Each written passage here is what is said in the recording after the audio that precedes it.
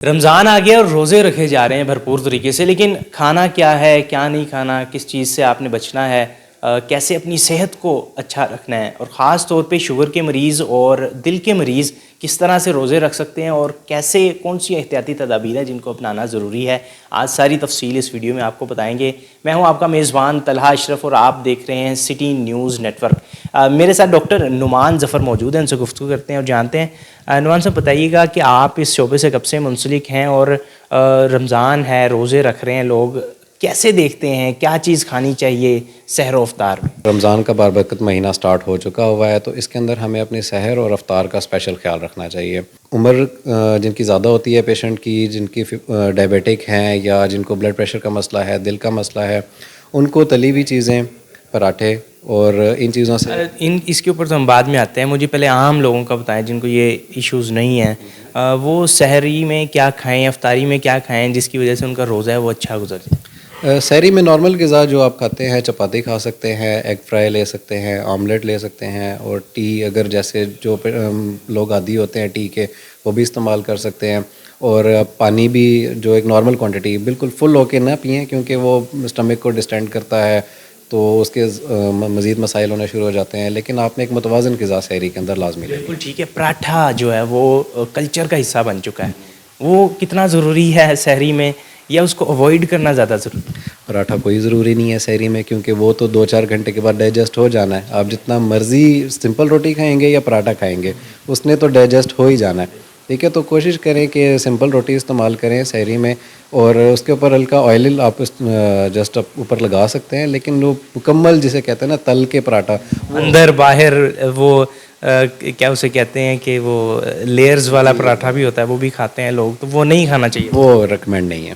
ٹھیک ہے، مجھے بتائیے گا کہ افطاری میں کیا ہونا چاہیے کہ جس سے پورے دن کی انرجی بھی پوری ہو جائے؟ افطاری میں دیکھیں جو سب سنت ہے، کھجور سے اور پانی ایک بیسٹ انیشل ہے افطار کرنے کا۔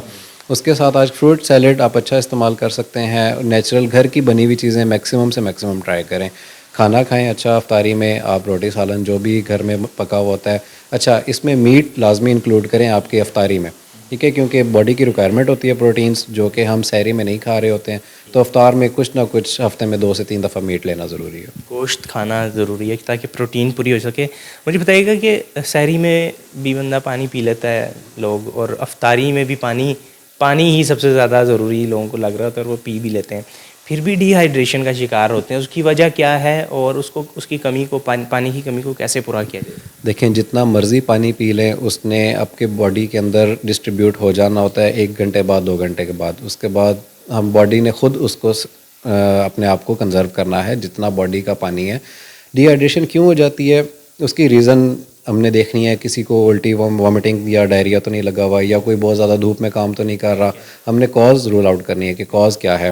کسی کو ہارٹ کا یا کڈنی کا ایشو تو نہیں ہے، اگر یہ کاز ہیں تو پھر ہمیں اس پہ دھیان رکھنا پڑے گا۔ اگر یہ نہیں ہے تو باڈی خود ہی اس کو ریگولیٹ کر لیتی ہوتی ہے ڈی ہائیڈریشن۔ ٹھیک ہے، تو سحری اور افطاری میں کتنا پانی پی لیں کہ جس سے جو ہمارے پورے دن کی یا پھر افطاری سے لے کے سحری تک کتنا پانی پینا چاہیے کہ ہمارے پورے دن کی جو وہ پانی کی کمی پوری ہو؟ یہ بہت اچھا سوال ہے، کیونکہ ہم سب سے نیگلیکٹڈ ٹائم یہ ہوتا ہے کہ افطاری کے بعد ہم ایک دفعہ کھا لیتے ہیں اور اس کے بعد کچھ بھی نہیں کھاتے ہیں۔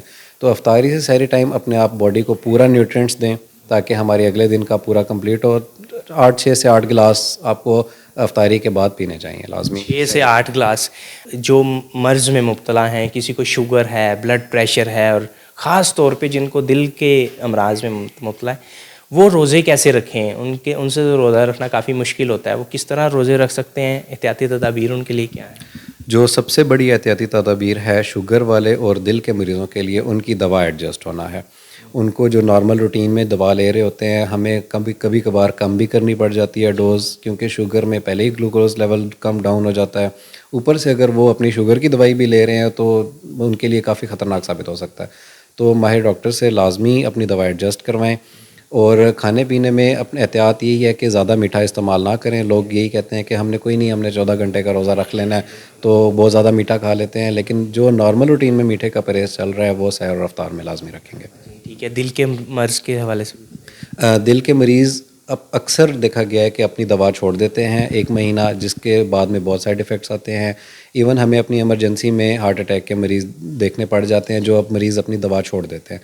اپنی دوا نہ چھوڑیں، چکنائی کا کم سے کم استعمال کریں، نمک کا کم سے کم استعمال کریں اور آئلی چیزوں سے پرہیز رکھیں. مطلب پراٹھا اور تلی ہوئی پکوڑے جو سمجھے جاتے ہیں افطاری میں، وہ تو ان کے لیے بالکل ٹوٹلی بند ہو گئے. جی ٹوٹلی بند. رمضان کے جو روزے رکھے جاتے ہیں اس میں عام روٹین میں کیا دیکھا جاتا ہے کہ وہ کون سی علامات ہیں کہ آپ کو روزے کے دوران نظر آئیں تو آپ روزہ توڑ دیں، یا پھر کچھ کھانا ضروری ہو جاتا ہے، ڈاکٹر کے پاس جانا ضروری؟ جی اس کے اندر 2 سے 3 علامات بہت ضروری ہیں جو اگنور نہیں کرنی چاہیے، نارمل بندے کو بھی اور جو پیشنٹ ہے اسے بھی. سر کا چکرانا، آنکھوں کے آگے اندھیرا آنا، پسینے آنے، ہاتھ پاؤں کا کانپنا، یہ ایک شوگر لو ہونے کی علامات ہیں یا ڈی ہائیڈریشن کی علامات ہیں. تو اس صورت میں روزہ آپ کو توڑنا ہی پڑنا ہے، اس کے علاوہ کوئی سولوشن نہیں ہے. بالکل ٹھیک ہے جی، آپ کو تفصیلات ہم نے بتائی ہے کہ رمضان کے روزے رکھنا بہت ضروری ہے، فرض ہیں، اور کس طرح سے اس کو رکھا جائے، کیسے نبھایا جائے تاکہ آپ 30 روزے مکمل اچھے طریقے سے رکھ سکیں اور آپ کی صحت پر مثبت اثرات پڑیں نہ کہ منفی. اور خاص طور پہ جو شوگر کے مریض، بلڈ پریشر کے مریض اور دل کے امراض میں مبتلا ہیں ان لوگوں کے لیے بھی احتیاطی تدابیر بتا دی ہیں کہ کس طرح سے وہ احتیاطی تدابیر اپناتے ہوئے اپنی جو صحت ہے اس کو برقرار رکھ سکتے ہیں. اپنے میزبان طلحہ اشرف کو اجازت دیجیے. اللہ حافظ.